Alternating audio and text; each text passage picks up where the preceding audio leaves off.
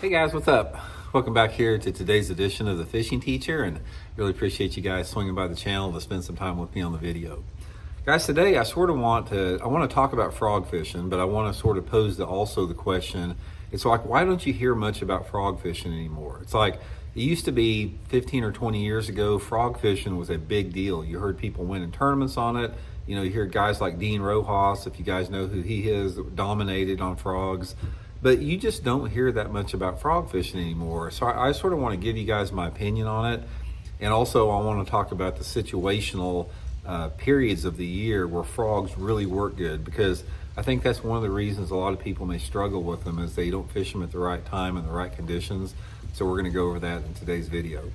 Also, guys, a quick invitation out there. Just want to invite everybody to please swing by fishthemoment.com and check out my lake map breakdowns that I build for Fish the Moment. These are great resources, guys. We have maps that I built for lakes all across the country that gives you a really good foundation to begin your search on these lakes, gives you some spots to go to on your GPS right off the bat. Got them for all 4 seasons of the year. So I'll put my Fish the Moment lake map breakdown link in the description. I think you guys would really like to check those out. Much appreciated there. Okay, guys, frog fishing, man. These things have been around forever. I remember back when I was a little kid reading bass fishing magazines like Sports Afield and Outdoor Life. You'd have pictures of these frog, like a fake frog sitting on top of the lily pad. They've been around forever, but they were pretty much relegated to fishing like over lily pads and over thick cover and that type of stuff until frog technology evolved to make it where the frogs would work like a Xerispook, where you could work them and put action on them like this. Before, frogs just went straight through the water, so that's why you had to fish them over heavy cover. But ever since, companies like Megabass, this is the Megabass Big Gabot frog. Also, guys, I'll put this Big Gabot link in the description if you guys would like to try one. This is like the best frog in my opinion. But the technology, the frog, has allowed the bait to become a true topwater lure. Even though it is a frog, it has action on it like other baits. So let's talk a little bit about, I'm going to give you guys some tips on when these work good, but I want to talk a little bit about why you don't hear about frog fishing anymore. Frog fishing used to be a dominant technique. I remember that there was always 2 or 3 tournaments a year that would get won on a frog, or a frog would be partially responsible for it, and you don't hear that anymore. Now, a big part of it is because spotlighting has taken over tournament wins. That's probably the biggest thing on it, the biggest element, is people have shifted their techniques to spotlighting for bass versus fishing for shallow techniques. That's probably the number one thing. But the number 2 thing, I think, is there's been a lot of evolution in different type of bait technology, because swim jigs are really good anytime a frog works good too. So a swim jig can be really good. And then you've had some evolution in some type of toad baits like the Zoom horny toad or the Zoom frog, ribbit frog. There's been a lot of different innovations come about that work in the same type of frog water. So I think it's a combination of the spotlighting for bass and the technology of other lures that people just don't use frogs quite as much. Now, let's talk about when you do want to use a frog, the situations that a frog works absolutely the best in. In my opinion, there's about 3 windows of time during the year that you really want to focus on a frog bite. The first time is when that water temperature first starts to get into the 70s, and you start to have those fish move up into that shallow water, specifically after they get done spawning, because there's going to be a lot of fish up, when that water temperature hits 70, which is usually like around May in most part of the country. There's always going to be a lot of fish in that real shallow water that are either spawning, or they just got done spawning, or they're garden fry, or they're doing whatever, but there's fish in shallow water. So the May time frame is always a good frog month. And then the other period of the frog month that works good is like late summer.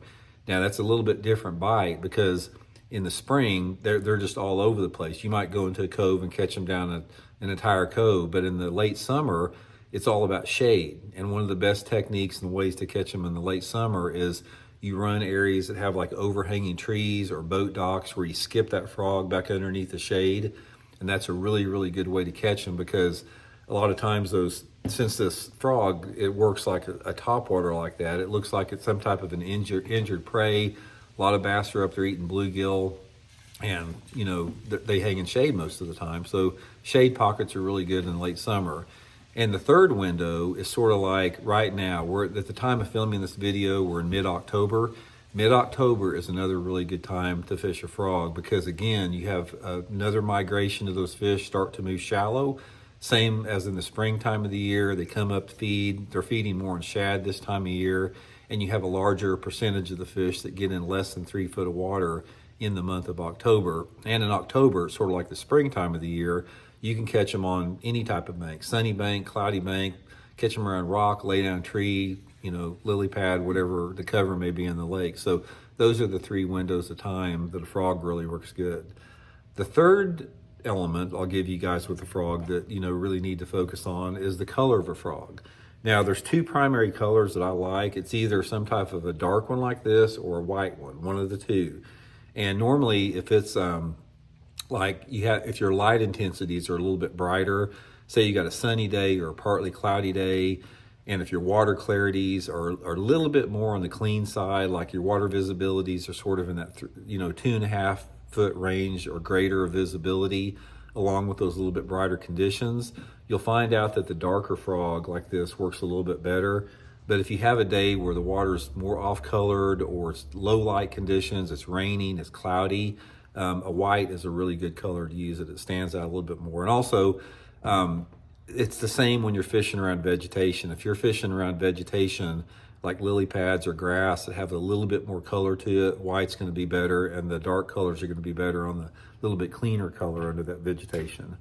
Another thing with that is learning how to work and manipulate a frog is really good. One of the things that you'll find out about a frog is that it's like any other type of topwater lure. You have to figure out the pace they want the frog. Sometimes they want that frog moving across the surface really fast. Sometimes they want it just a medium speed. Sometimes they want it moving at a medium and then you stop it and let all the ripples dissipate and then you just barely twitch it and they'll come up and hammer it. Most of the time that's around some type of vegetation like an opening in a grass field or something. But the main thing, and if I can give you one piece of advice on a frog, is that you have to be able to put the frog where you want to put it. It's like these frogs, since you can fish them very slow because they float on the surface, they're not like a buzz bait that you got to keep moving all the time. You can fish these things slow in really tight, small areas. So really work on your ability and your casting to skip the thing. If you're going to be a good frog fisherman, you got to know how to skip a bait. Now, you can skip them on a bait caster or spinning. If you have a problem skipping them on a bait caster reel, which a lot of people do, you can take a spinning outfit and you can put 30 or 40 pound braid on a spinning rod with like a 7 foot, some type of fairly stiff spinning rod. And you can skip a frog really easy with 30 to 40 pound braid on a spinning rod. A 3000 series reel will hold 30 pound braided line, really well. So I like to fish it on a spinning rod myself because I don't ever have to worry about fluffing it or backlashing it. I can put it way underneath a dock, and with the braid and a little bit stiffer rod, you can still get them out good on a spinning rod. So anyway, guys, it's technique specific. You got to have the right set of conditions for that. Like I said, I prefer you have to have water temperatures at least 70 degrees. Not that you can't catch them on cooler than that, but you can't, because you can. But 70 degrees, some type of cover for them to be around. It doesn't have to. The cover can be shade. It can be a rock. It doesn't have to be thick cover. But try to look at your frogs as just a walking topwater. Don't look at them as much like a thick, heavy cover, bait they've been associated with. If you try to use the frog in about the same type of locations you do like a Zara spook, you'll catch a lot more fish on them. So hope it helps out. We'll talk later, guys.